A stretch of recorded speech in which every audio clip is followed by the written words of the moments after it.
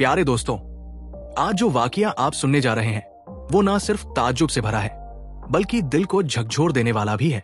एक बहुत ही नेक और बुजुर्ग अल्लाह वाले थे जिन्हें लोग दूर दूर से जानते और मानते थे। वो हमेशा किसी पेड़ के नीचे बैठकर लोगों को दीन की बातें सिखाया करते। उनकी जुबान में मिठास और दिल में रब की मोहब्बत होती थी। कभी किसी से कुछ मांगा नहीं, ना कभी किसी से ऊंचा बोल बोले। बस जो मिला उस पर हमेशा अल्हम्दुलिल्लाह कहते और शुक्र अदा करते। अपने हाथों से मेहनत करते।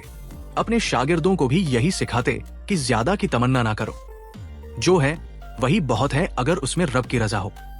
वो बुजुर्ग जहां भी जाते लोग उनसे मोहब्बत करने लगते। इस्लाम के बारे में जिन लोगों को कुछ नहीं मालूम होता था उन तक भी दीन का पैगाम पहुंचाते। उम्र का एक बड़ा हिस्सा दीन की खिदमत में सफर करते हुए गुजर गया। मगर एक दिन ऐसा आया जो अब तक की जिंदगी से बिल्कुल अलग था। एक दोपहर जब वो पेड़ के नीचे तस्बीह पढ़ रहे थे तो अचानक नींद की हल्की झपकी आई। उस झपकी में उन्हें एक अजीब सपना नजर आया, जैसे किसी जगह से कोई पुकार आ रही हो, जैसे कोई तकलीफ में हो, जैसे किसी को उनकी जरूरत हो। आंख खुली तो दिल बेचैन था। शागिर्दों ने पूछा, हुजूर सब खैरियत तो है? वो मुस्कुराए और बोले, हाँ लेकिन मुझे जाना होगा, एक जरूरी काम है, किसी की मदद करनी है। कंधे पर झोला डाला और सफर पर निकल पड़े। सफर लंबा था, रास्ता अनजान, मगर दिल में बस एक ही नाम, अल्लाह। चलते चलते एक गांव नजर आया। सोचा नमाज का वक्त हो रहा है, यहां रुककर नमाज अदा कर लूं। गांव के चारों तरफ घना जंगल था। जंगली जानवरों की आवाजें सुनाई देती थी, मगर वो बुजुर्ग न डरे न रुके। वो सीधे गांव में दाखिल हुए। वक्त दोपहर का था। औरतें घरों में थी, मर्द खेतों में काम कर रहे थे। गांव वीरान था, कोई नजर नहीं आ रहा था। तो वो एक पेड़ के नीचे बैठ गए। एक मटका मिला, पानी पिया, वुजू किया और वही नमाज अदा करने लगे। उन्हें नहीं मालूम था कि गांव के लोग अब खेतों से वापस आ रहे हैं। जैसे ही गांव वालों की नजर उन पर पड़ी वो हैरान रह गए। एक अजनबी बुजुर्ग अजीब अंदाज में कुछ पढ़ रहे हैं। इस गांव में इस्लाम का नाम कभी नहीं लिया गया था। लोग ना नमाज को जानते थे ना तस्बीह को। गांव के कुछ लोग धीरे धीरे जमा होने लगे। कानों में फुसफुसाहटें शुरू हो गई। कौन है ये? क्या कर रहा है हमारे गांव में? कहीं कोई जादूगर तो नहीं? हमें खतरा है। इस गांव में किसी गैर को बर्दाश्त नहीं किया जाता था।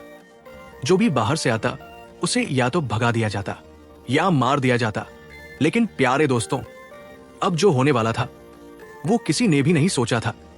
अभी बुजुर्ग सजदे में ही थे कि गांव के बीचों बीच एक बहुत बड़ा शेर आ गया। सब लोग चीख पड़े और वो शेर सीधा दौड़ा एक छोटे बच्चे की तरफ। अब क्या हुआ? क्या शेर ने बच्चे पर हमला किया या फिर रुक गया? क्या बुजुर्ग ने कुछ कहा था या उनके सजदे ने कुछ असर डाला? और फिर ऐसा क्या राज उन्होंने बताया जो सबकी रूह तक कांप उठी? ये सब आप जानेंगे अगले हिस्से में। अल्लाह वाले ने बर्तन उठाए। कंधों पर बोझ था, बदन थक चुका था, मगर दिल में हिम्मत की आग और यकीन की रोशनी थी। रब्बे करीम, तू जानता है कि ये बर्तन नहीं, तेरे काम की जिम्मेदारी उठा रखी है मैंने। अगर मैं गिर पड़ा तो दीन की मिसाल कैसे बनेगी? वो पानी भरने चले गए। कुएं से बर्तन भरकर लौट ही रहे थे कि दहाड़ पेड़ों के पीछे से एक भारी आवाज गूंजी। किसी दरख्त की शाख टूट गई और वहां एक बहुत बड़ा शेर खड़ा था। आंखों में लाल आग, मगर चेहरा जैसे कोई रहस्य छिपाए हुए हो। अल्लाह वाले एक पल को रुके, फिर बिना डरे बिना हिले बोले, अल्लाह के बनाए हुए, क्या तू मुझ पर हमला करने आया है? शेर कुछ नहीं बोला, बस उसकी आंखें सीधी बुजुर्ग की आंखों में झांक रही थी। उसकी सांसें भारी थी, मगर पैर जमे हुए थे, जैसे किसी इंतजार में हो, जैसे किसी हुक्म का पाबंद हो। अल्लाह वाले ने सिर झुका लिया।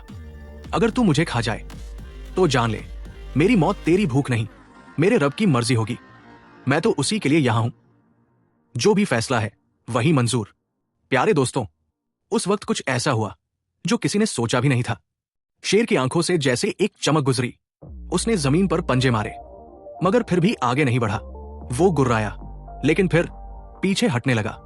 एक इंसान की जुबान से निकले कुछ लफ्ज जो दुआ बनकर आसमान की तरफ उठे थे। उन्हीं लफ्जों ने उस शेर के कदम रोक दिए। गांव की कुछ औरतें पानी भरवाने कुएं की तरफ ही आ रही थी। उन्होंने ये मंजर देखा और डर से कांप गई। शेर, वहां शेर है, बचाओ, कहीं उस बुढ़े को मार ना दे। मगर उन्होंने जो देखा उस पर यकीन करना मुश्किल था। शेर, जो हर किसी की दहशत बनता था, वो अब अल्लाह वाले की तरफ पीठ करके जंगल की गहराइयों में लौट रहा था। और अल्लाह वाला बिना डरे, सिर झुकाए, पानी के बर्तन उठाकर धीरे धीरे गांव की तरफ लौटने लगे। औरतें वही खड़ी की खड़ी रह गई। एक ने फुसफुसाकर कहा, यह कोई आम इंसान नहीं है। उसने शेर से कुछ कहा नहीं, मगर शेर मान गया, ऐसा तो आज तक हमने नहीं देखा। गांव में हलचल मच गई। लोगों को खबर हुई कि शेर आया था, मगर सिर्फ देखा और चला गया। किसी ने नहीं समझा कि क्यों, मगर अल्लाह वाला जानता था। यह इशारा था उस रब का जो सबसे बेहतर देखता है, सुनता है और जवाब देता है। उस रात अल्लाह वाले ने सिर उठाकर आसमान की तरफ देखा और कहा, मेरे मालिक, तेरा शुक्र है कि तूने मेरी हिफाजत की। और उनका दिल भी हिला दिया, जिन्हें अब तक कोई चीज हिला नहीं सकी थी। अब क्या गांव वालों के दिलों में कोई दरार पड़ी थी? क्या शेर का आना सिर्फ एक डर था, या रहमत का दरवाजा खुल चुका था? प्यारे दोस्तों, अब यह कहानी एक बहुत बड़ा मोड़ लेने वाली है। वो औरत जिसने आज 2 रोटी दी थी, अब सबसे पहले उस राज को जानने वाली है जो उसके बेटे के जन्म के साथ जुड़ा है, क्योंकि जो बच्चा पैदा हुआ था वो भी अब एक रहस्य का हिस्सा बन चुका है। जाने क्या होने वाला है। शेर की आंखों से आंसू गिर रहे थे। एक जंगली जानवर रो रहा था। उसके लफ्ज इंसानों से कहीं ज्यादा साफ और सच्चे थे। मेरे बच्चे को इसने मारा, मेरी रूह को जिंदा दफन कर दिया। अब बताओ, क्या मैंने कोई गलती की? गांव वाले सहमे खड़े थे, औरतें चुप, मर्द बेबस। जिसने जुल्म किया था वही अब थरथरा रहा था। अल्लाह वाले ने एक गहरी सांस ली और कहा, तू जानवर होकर भी अपने बच्चे से मोहब्बत करता है, और ये इंसान होकर भी दूसरों की औलाद छीनते हैं। तू बदला लेने नहीं आया, तू तो बस अपने दर्द को बयान करने आया था। शेर फफक पड़ा। मैंने सोचा, अगर मुझे दर्द दिया गया तो मैं भी दर्द दूं, पर अब समझ में आया, दर्द बांटने से बढ़ता है, माफ करने से मिटता है। अल्लाह वाले ने अपना हाथ शेर के सिर पर रखा। अगर तू माफ कर सके तो आज तुझे इंसान से ऊंचा दर्जा मिलेगा। तू कुर्बानी देगा तो वो अल्लाह तुझे ऐसी जगह देगा जहां फिर कोई दर्द नहीं होगा। शेर चुप रहा, फिर धीरे से जमीन पर लेट गया, जैसे कह रहा हो, मैं माफ करता हूं। गांव की हवा जैसे थम गई थी, हर आंख नम थी। शेर ने इंसानों को सिखा दिया था कि माफी मांगना कमजोरी नहीं, इंसानियत है। अब सवाल उस बूढ़े का था जिसने नफरत बोई, झूठ बोला और एक जानवर के बच्चे को मारा। अल्लाह वाले ने उसकी तरफ देखा। कहिए, क्या आप कुछ कहना चाहेंगे? वो कांपते हुए बोला, मैंने बहुत बड़ी गलती की। मुझे लगा था कि ये सिर्फ एक जानवर है, पर आज समझ में आया कि ये मुझसे कहीं बेहतर है। मैंने तुम्हें तकलीफ दी, तुम्हारा मजाक उड़ाया, तुम्हारे रब को झुठलाया। अब जब वो रब मेरे सामने अपनी ताकत दिखा रहा है तो मेरा घमंड टूट गया है। मैं शर्मिंदा हूं, माफी चाहता हूं। अल्लाह वाले ने आसमान की तरफ देखा और बोले, या रब, जिसने तुझसे इनकार किया, आज वो तेरे सामने झुका है। अब तू जानता है कि क्या करना है। और उसी रात गांव के आसमान पर तारे कुछ और चमक रहे थे। लोगों के दिलों में अजीब सी खामोशी थी। सुबह होने तक शेर जंगल लौट चुका था और अल्लाह वाला गांव छोड़ चुका था, मगर उनका असर गांव में रह गया था। अब गांव की औरतें अपनी औलाद को अल्लाह का नाम सिखाती थी। मर्द मस्जिद के दरवाजे पर बैठते थे। कुएं पर जाने वाले पहले अल्लाह का नाम लेकर बर्तन भरते थे। और वो बच्चा जिसे शेर ले गया था और फिर लौट आया था, वो बड़ा होकर बहुत नेक इंसान बना। लोग उसे अज़दुल्लाह कहते थे। अल्लाह का शेर, उसकी आंखों में वही चमक थी जो उस रात जंगल से लौटी थी। अल्लाह वाले की बातों ने गांव वालों के दिल हिला दिए थे। वो लोग जो खुद को ताकतवर समझते थे अब शर्म से झुके हुए थे। जिनके दिलों में गुरूर भरा था अब वही दिल पिघलने लगे थे। जिनके लिए अल्लाह वाला एक मजाक था आज वही उसके सामने हाथ जोड़कर खड़े थे। हमने गुनाह किया, हमने अल्लाह के बंदे की तौहीन की, हमने उस पर शक किया। गांव का हर शख्स अब तौबा कर रहा था, लेकिन एक शख्स, वो ताकतवर मर्द जिसने अल्लाह वाले को नीचा दिखाने की हर कोशिश की थी, अब भी चुप था। वो बार बार अपने मन में सोचता रहा, ये शेर कहीं इसी बूढ़े की चाल तो नहीं? उसके दिल का जहर अभी भी खत्म नहीं हुआ था। वो सोच रहा था कि ये शेर अल्लाह वाले का भेजा हुआ था, क्योंकि शेर ने कभी गांव में आकर किसी को नुकसान नहीं पहुंचाया।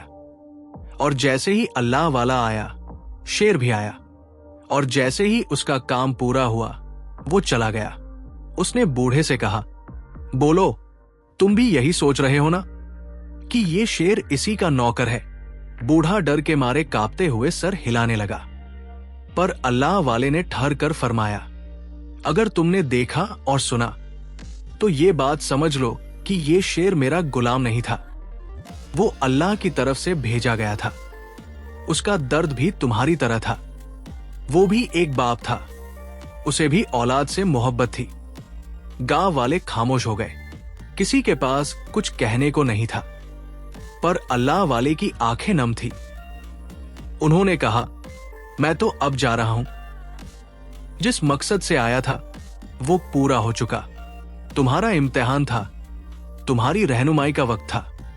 शेर चला गया और मैं भी अब चला जाऊंगा।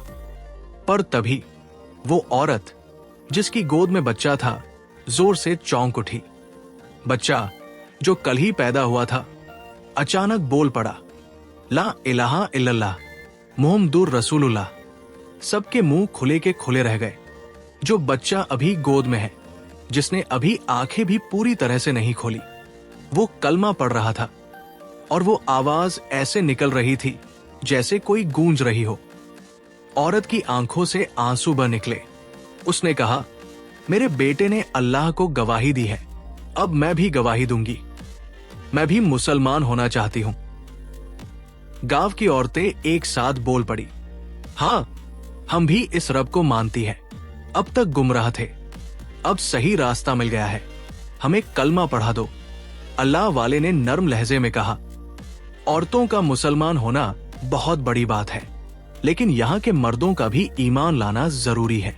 गांव के मर्दों ने सर झुकाया और एक साथ कहा, हमने देख लिया, मान लिया, आप जो कहते थे वो सच था, हमें कलमा सिखा दो। अल्लाह वाले ने सबको कलमा पढ़ाया। वो आवाज पूरे जंगल में गूंज उठी, अशहदु अल्ला इलाहा इल्लल्लाह व अशहदु अन्ना मुहम्मदन अब्दुहु व रसूलुहु। सारी बस्ती की फिजा में नूर फैल गया। जैसे ही कलमा पूरा हुआ, अल्लाह वाले ने उस बच्चे को गोद में लिया, उसके कानों में अजान दी, इतनी प्यारी रूहानी अजान कि मानो सारी कायनात उसे सुन रही हो। फिर आपने फरमाया, आज ये गांव का पहला मुसलमान बच्चा है, इसका नाम है सलमान, जो सच्चाई और सब्र की निशानी बनकर हमेशा याद रहेगा। गांव के लोग अब बदल चुके थे, उनकी सोच बदल चुकी थी। अल्लाह के सामने झुकना उन्हें अब अपनी ताकत लगने लगी थी, और शेर का करिश्मा उनकी रहनुमाई बन चुका था। अल्लाह वाले ने सबको दुआ दी, पीठ पर हाथ रखा और कहा, अब रहो, पर अल्लाह की राह पर चलकर। किसी को छोटा मत समझो, किसी के दिल को मत दुखाओ, और जो जानवरों तक पर रहम करता है, वो रब इंसानों पर कितना मेहरबान होगा, ये मत भूलना। और फिर अल्लाह वाला अपने सफर पर निकल पड़ा। पीछे रह गए वो लोग जिन्हें एक शेर ने हिदायत दी और एक बच्चा बना वजह ईमान की।